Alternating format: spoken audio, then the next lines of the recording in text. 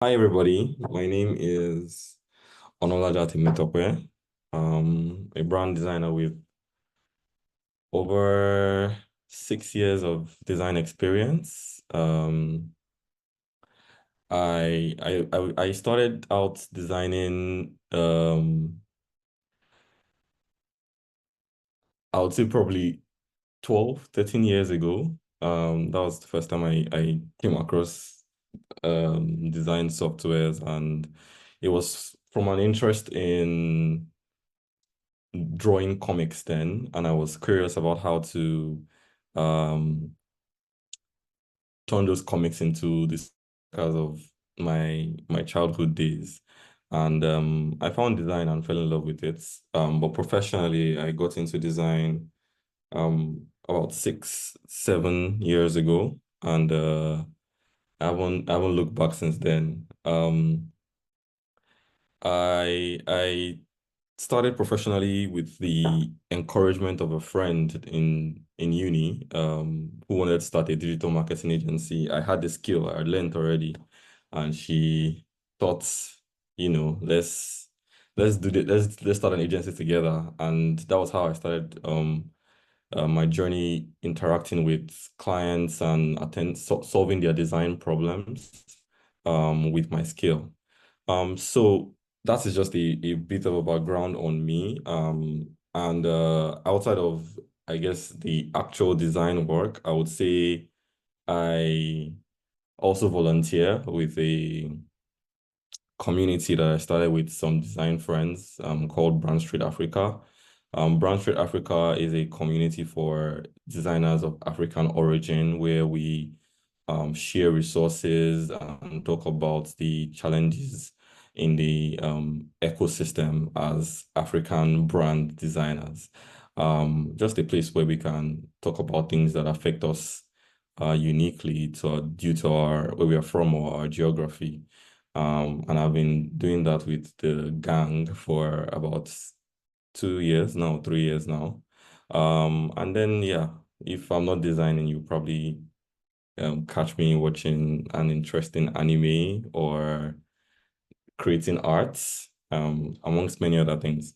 So I'm to talk on brand development today at the first um Legotron conference for scaling from zero, and I put together a glossary of terms that I believe that we should all know the meaning before I get into it properly. And of course, the very first one is brand. The term brand, what would we call a brand? Um, Over the years, with my experience in brand design, I think this is one of the most abused words because many people just tend to slap it on whatever situation they feel it seems appropriate for. But the term brand, I will not get into the history now, but it's um, basically the feeling or emotion that you get from a person or a product. So the example that's my go-to that I always like to give is Coca-Cola. Coca-Cola as a brand would sell you the emotion of cooling off, of sharing a bottle of something nice with family, with friends. That is sort of the emotion that they want to sell to you. Their tagline, if I remember correctly, is open happiness, open a bottle of happiness or something like that. And that is what we're going to call a brand. It's not really, your brand is not your business, your brand is not your logo, your brand is not what other what other words people call a brand these days. But yeah, your brand is basically that feeling or emotion that is created or that people have when they see your product, when they interact with your business, when they interact with you. And the interesting thing about brands is you have a brand, whether you like it or not.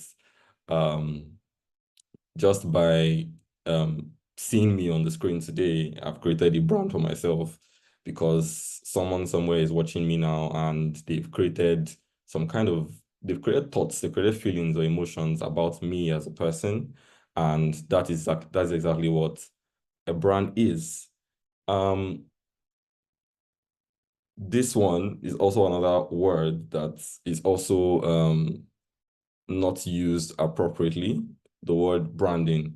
I mean, with the understanding of what we know a brand to be now, the suffix added to it is pretty much just the process of influencing what that emotion is.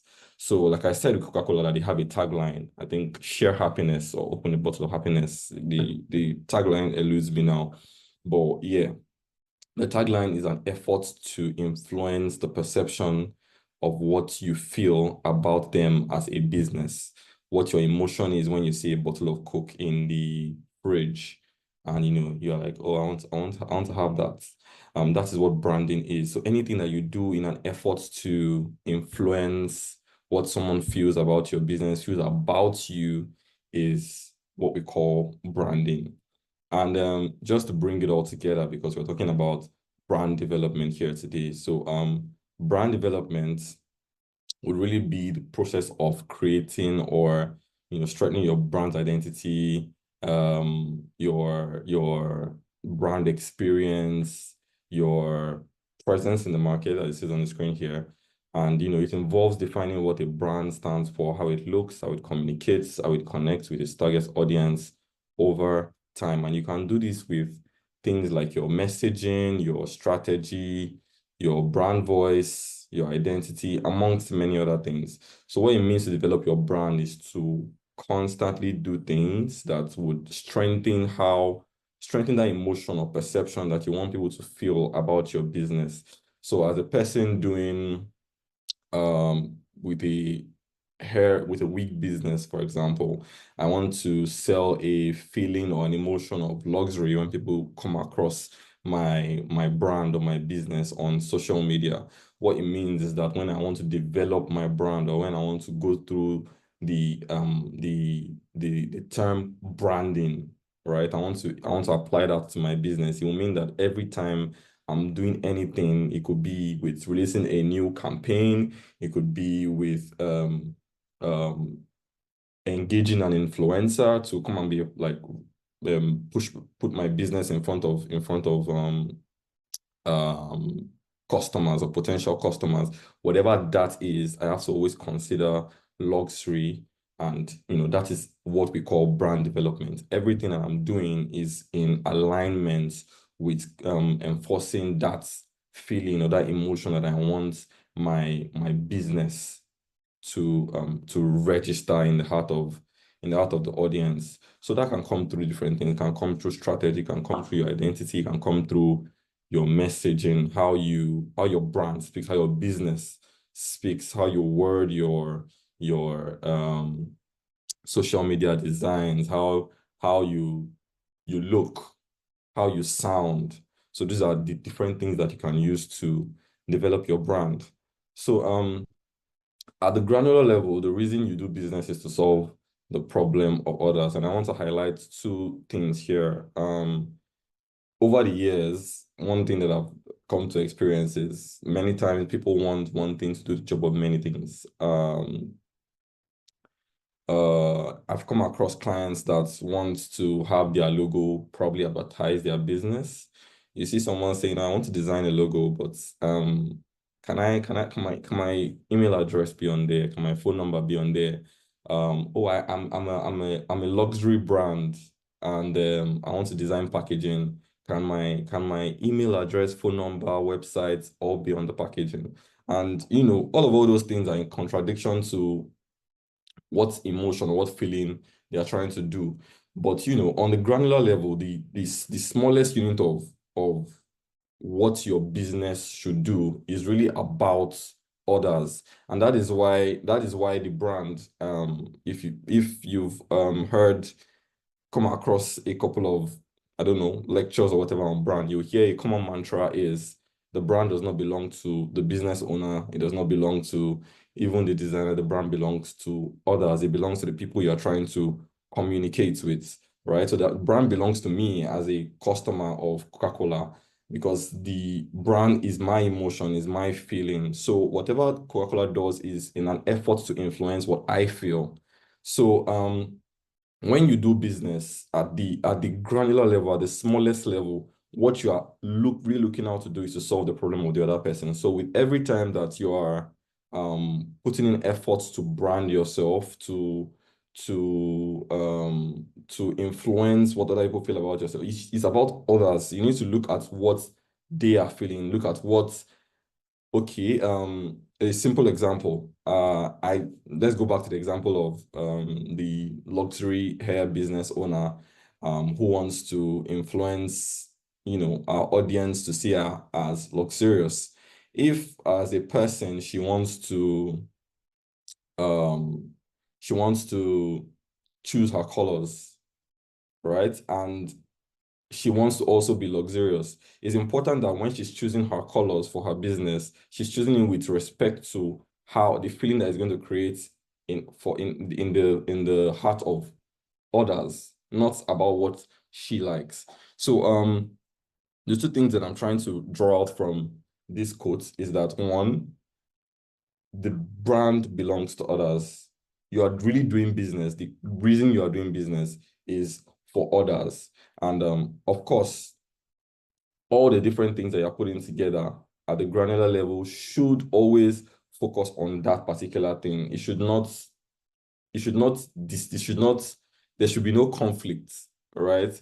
Sometimes you want your colors to do more than what it's supposed to do. You want your packaging to do more than what it's supposed to do. And if you start to, in some cases, try to save money, because that's usually what happens in some cases, try to save money to um in the case of the packaging person, you're trying to save money because you don't want to maybe create cards, or you don't want to invest money in marketing. You're not trying to put your phone number. You're already destroying the brand that you're trying to create in the heart of your customers, because I'm not sure if anybody has seen a Gucci bag with the phone number of the of the store. I don't think that that's a thing. But anyway, let's talk about brand visual identity, because that is where I major. But like, similar to the glossary that we had earlier, brand visual identity is basically the feeling or the emotion that your business creates, but with context to the things that the audience can see, the visual aspect of your brand. Because, like I said earlier, the process of branding is influencing the emotion or the feeling that is in the heart of the audience, right? And you can do this through different things, through messaging, through how your business sounds, through how you word your contents that you put out there, through how your business feels.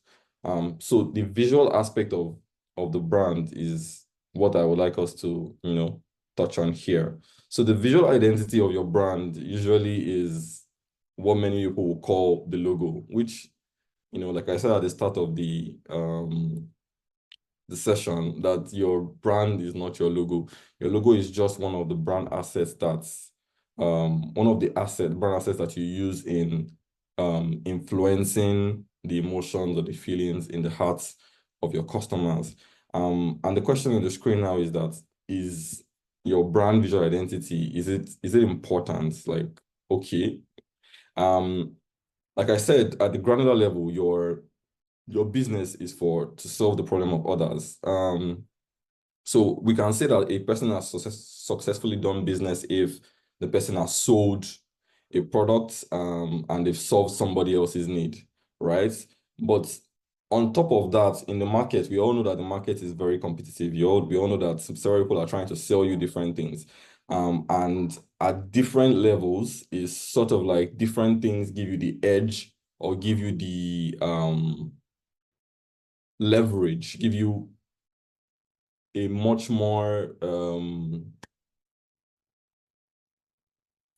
solid place to come from with customers. As I'm going through the supermarket, for example, and I choose to invest in packaging design, for example, and customers are going through the shelf.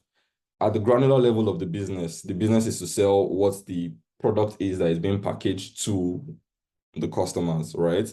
But packaging design now gives me an edge, right? Because now customers will come and my product stands out from all the different products on the shelf. So that is why brand visual identity is important. It's important because aside from the primary purpose of why you do business, which is to solve another person's problem, it gives you an edge with with the emotion or the perception that is created, in the heart of that audience. It helps you stand out. It helps you, it does several different things for you with the customers. And the second thing here is, what does scaling from zero look like with your brand visual identity? Because the purpose of this conference is scaling from zero. At the point when you're starting with your business and you are considering brand, and with the visual identity aspect of brand now, what does starting from zero really look like? So I called it here, scaling from zero starter pack. What to start with? Visual strategy. This is something that many business owners don't really take into account, and it's something that at the start of my journey, I as well did not really understand it. You want to create logos based on, whether we like it or not. We want to create logos based on if the business is reflected within the logo. So I come across clients that maybe sell car business, do like they sell cars, and their logo, as long as the logo looks like a car, we've done the logo, we've achieved what we need to achieve. But really, for you to lay a good foundation for your business's brand, you need to do visual strategy. What does visual strategy entail? We get into it. But yeah, you need to do visual strategy, you need to do your logo, you need to address your typography, you need to address your colors. And sometimes, depending on the kind of brand or the sector that you're in, photography, illustration, videography, sound, across many other things. But at the start of everything is your visual strategy. That is what everything rests on. What your logo should look like depends on what you do in visual strategy. What typography you decide to go with for your business also rests on visual strategy. Your colors you choose for your business should also rest on that. So everything that we have said so far is nothing relating to what you want. It all should relate to others, like we said in the previous slide. It's all about what the audience you're trying to attract should feel, and that is what your visual strategy should align with. So yeah, let's talk about visual strategy. What should visual strategy really entail? Visual strategy should entail exploring what is unique to your business. Working with different clients, this is one of the sweetest points you can explore. When you chose to do business, when you said, I'm going to, okay, go ahead and become a founder and solve this particular problem, one thing that you decided, in that decision, there's always a story. There's always something unique to explore. For example, I'm a business person. Recently, Amoke was in the news for selling a ridiculous number of orders on Childek alone, I believe. And as a business person, I could be Amoke, and at the start of my journey, I decided to start selling food because I grew up seeing my mother sell food. And so from visual strategy, I might be approaching a brand designer and wanting to reflect that in my brand. That is how you tap into a unique story for your visual strategy. It can come from different things. It can come from your faith. It can come from where you're from. There are people that build their businesses, and a strong part of their brand is the place that they are from. So it can come from different areas, and that is something that is important to explore and see what unique part of that you can leverage for your business. Another thing to take note of is who the ideal target audience is, because like I said in the previous slides, it's really not about you, it's about the customers, right? And the process of branding is influencing what they feel. So you need to ensure that when I've said my business serves the elites, or my business serves the general mass, who are they? How do they feel? Where do I need to be to be in their faces? Those are the kind of things you need to define them. You need to understand them. And when you understand them, it helps you make better decisions with your visuals, even with your general branding. Because again, branding is anything that influences how people feel, anything that influences the emotion that they have about your business is branding. So you can have a terrible brand with a great logo. You can have a terrible brand the minute I'm an eatery, for example, and the food is terrible or the customer service is terrible. And that's already a terrible brand. That's nothing to do with just your logo. It has nothing to do with just with what your merchandise, everything comes together to make the brand.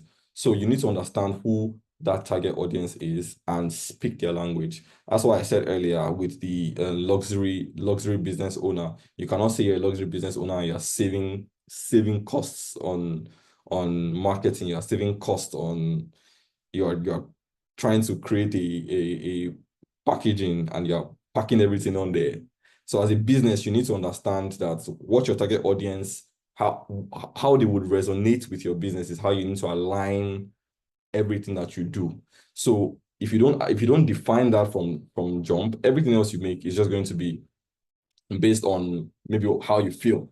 I've come across clients that at the start of their business, they think pink is my best color. So pink is the color we're going to use for the brand. But when we look at the target audience, we're like, okay, see, based on your target audience, this is going to be the most inappropriate thing to go with.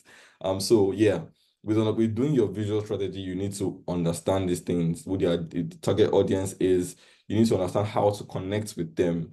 A very simple example to this would be if I owned an energy drink brand, for example. I understand that my product is for those that want to get that extra energy, get that extra strength. And then I decided to position myself to be in their faces in the gym, for example. You could also sell a story. The idea, like the thoughts that came to my head when I was just talking now was the Red Bull story, right? Red Bull gives you wings, and their story is that they get you to dare the impossible. They get you to dare the things that seem like, oh, this can happen. So with visual strategy, once you have gotten that underlying thing that is unique to your business, you can then build everything else on it. Once you have gotten that underlying group of people, that those set of people that you're trying to do business with, you're trying to reach, you can now understand, you can now tailor everything that you're doing to meet those people's needs, to find them where they are. Yeah, so the next point here is where to find them, which is pretty much what I just said already. And you need to know, for you to know where to find them, you need to know who they are. And if you know who they are, it is easier to position yourself in places that you can find them. Energy drink with the gym. It could be that I sell fashion items and I decide to position myself in the mall, right? Have a concept store, maybe be kind of people that I'm trying to meet are the people that go to the mall a lot, and I create a concept store there, something that puts my products in their faces. Yeah. So the next thing here is who your competition is or are. With understanding who your competition is, sometimes you get a better scope of what the industry is like, and you can see, navigate what everybody else does, why they do those things, and how you can separate yourself and make yourself unique. If I'm the luxury wig business owner, and I started to look into the industry, and I find that everybody seems to be using the color purple, for example, for the brand. I started to look into it. Okay, why do they use purple for the brand? They use purple because, for example, it makes the product more appealing. So I can then decide and say, okay, I'm going to adopt purple because this is an industry-wide, widely accepted decision, And if I should go astray from that, I'm more affecting my business than trying to be unique. So you explore all the different areas that can give you leverage, know the ones that you want to change or tweak to stand out. And then, the last one here is, what keywords should your identity reflect to connect with your ideal audience? Again, it's all about the audience. So when you're trying to build your business outside of what your own likes are, you're saying, I want a business that is luxurious, I want a business that is bold, I want a business that is sexy, whatever the terms are, whatever those keywords are for the kind of business you want to build. This is also the place to define those things. So the next thing when we're talking about is the logo. After you have built your visual strategy, you understand what all that foundation is. We talk about designing your logo or creating your logo. And what is your logo? Your logo is anything that identifies your business. A simple example would be the Nat Geo Wild logo. I think that thing is like a box. But it doesn't really say anything about animals. It doesn't say anything about animal documentary or anything like that. But it does the job of identifying the business, right? So you see clients sometimes that want to, again, do your logo to do more things than it should. This is your cue to know that your logo is primarily to identify your business, and your logo should be functional across all application points. How do you define application points? Again, you define application points by knowing where your target audience is, knowing who your target audience is, and where they would likely come across your brand assets, which is your logo, which is your products, your ads, all those things, all those assets that you have.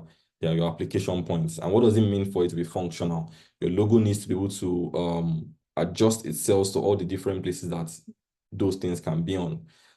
If I wanted my logo to be on a billboard, for example, it means that it has to be pretty big, because cars and transportation vehicles that you're driving by will be going by very fast. So if my logo is going to be there and they're going to see it at all, it means that it has to be at the legible size. It'd be pretty big size. But if I was also going to have like a website and my logo is going to be my website, depending on where it is put on the website, like a favor icon, it needs to be pretty small, but at the same time identifiable in that small size.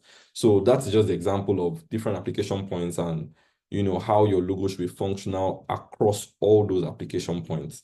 And then your logo should connect to your business in some way.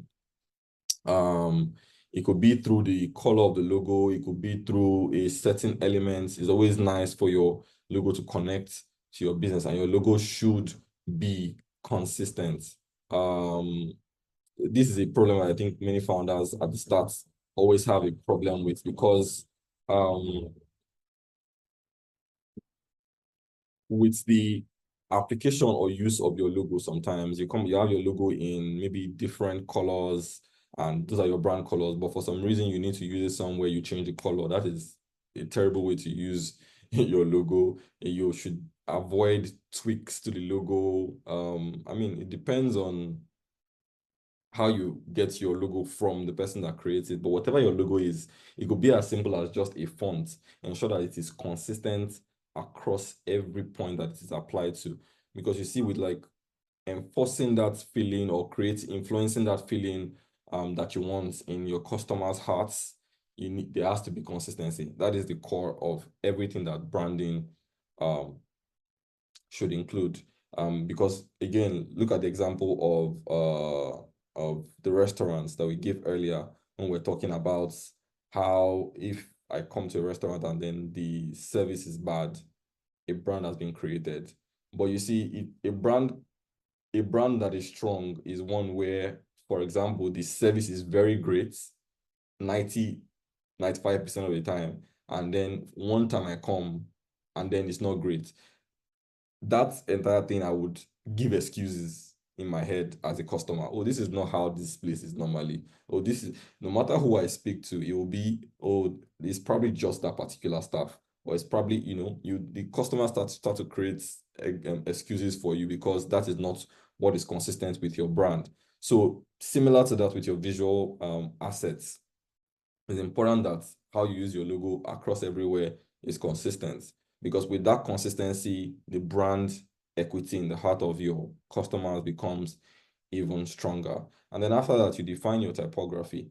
I think this is another thing that many founders tend to just use at will at start. You at the start, you're just jumping right into it, picking whatever font you think looks nice for you. Because somebody has designed the logo, they did not really account for what typography should go well with your business. And I put an example here. These are two fonts with the same colors and the same writing. But on the left, someone says, I will find you. And you probably see that and call the police right away for that you've gotten a death threat.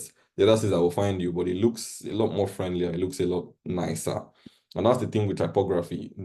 In fact, that's the thing with everything that has to do with visual brand identity. Everything should align with the emotion or the feeling you are trying to create in the hearts of your customers.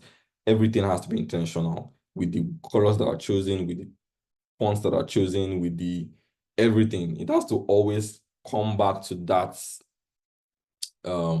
primary purpose, because it is the entirety of everything that creates the brand experience, that creates the feeling that you're trying to get to. So you can't just pick these things at random. You need to look into your industry. You need to look at your target audience. You need to look at what your competitors are doing, understand why those people are doing those things, and then choose, what will work. If you are writing something that is for, if you are building a business that is for babies, for example, for children, there's a way your brand should look, there's a way your brand should feel.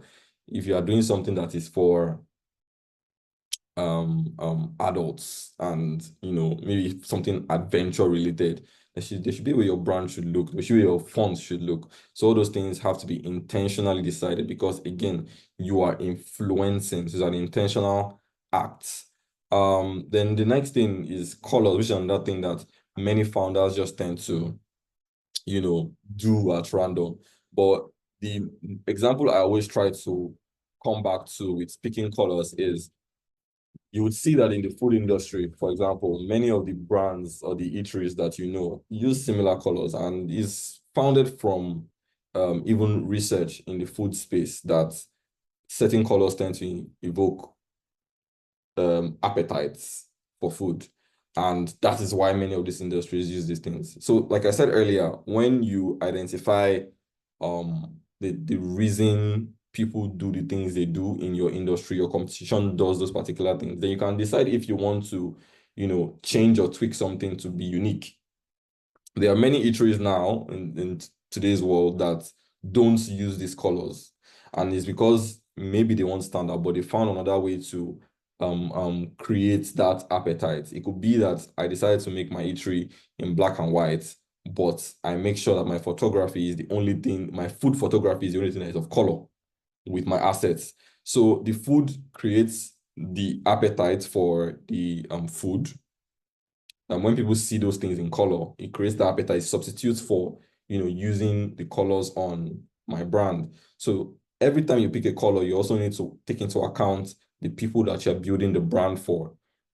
It can't just be something chosen based on your preference. It can't be something chosen based on your husband's preference, your wife's preference, because that's a running joke in the design industry as well, where somebody says, "Oh, my wife saw this and she thinks this one will look nicer." It's not really about what your wife or your husband or you feel. It's about the audience and about what you want the business to do for them. Is when I come across your business's colors, does it align with what I want to do? I'm trying to do bold, daring things, and I'm coming to your brand and seeing very shy, timid colors. So those are the things to look out for when picking colors. And then you have illustrations, photography, videography, motion, sound. But for the sake of this conference, because we're talking about scaling from zero, I think with the logo, the typography, and the colors, in many cases, you have set a good foundation. But these other aspects differ based on the kind of brand you're building. Some brands require photography. If I was building a food brand, for example, there's no way I'm building that brand without taking into account photography. If I was building a video streaming brand, there's no way I'm not taking into account videography. Or I'm building a brand for exploring wildlife. There's no way I'm not taking into account videography. So all these different areas are areas that branding really comes to place, influencing the emotions of your customers comes to play, but they kind of differ from business to business. Some businesses need illustration, some businesses need motion, some businesses need sound. And I use these visual cues here. The Studio Ghibli illustration style was trending recently, and there were so many businesses that just started adopting it and putting it on their brand. Even those that do not even actually need to. But yeah, you can see how illustrations can be a very strong brand asset for a brand, for a business. This thing literally blew up the whole of the social media space some 2 weeks ago. And then with Netflix, we know people that are familiar with Netflix, once you open up your app, there's a tunung sound that you hear at the beginning. That is sound branding, when they intentionally do something to create an emotion. Every time I hear that sound now, I always think of Netflix. I might not even feel like watching a movie, but the minute I hear the sound somewhere, I know someone has opened a Netflix app somewhere. Now, to just close off with the session, I put here that regardless of the level you start with your brand assets, the most important thing is your consistency with using them. If I just do my logo and that is all I have for my business to start with, as long as I am consistently using that logo, I am building brand equity. I am, creating an emotion. It just needs to be put out consistently. I cannot have a logo and then today I use it, tomorrow I don't use it, or today I use it in black, tomorrow I use it in blue, tomorrow I use it in yellow. It needs to be used consistently, used appropriately. Over time, you would, build a strong brand with respect to the logo. And that is the same for many different things. If you are trying to build a brand as a very friendly business, then you need to always ensure that your staff is friendly, you are friendly, your communication is friendly, your messaging is friendly. Every aspect of that is friendly, and it is now done consistently. Because if you do it today and don't do it tomorrow, you have broken brand. You're confused. That's the new brand that you have. And this is the end of my presentation.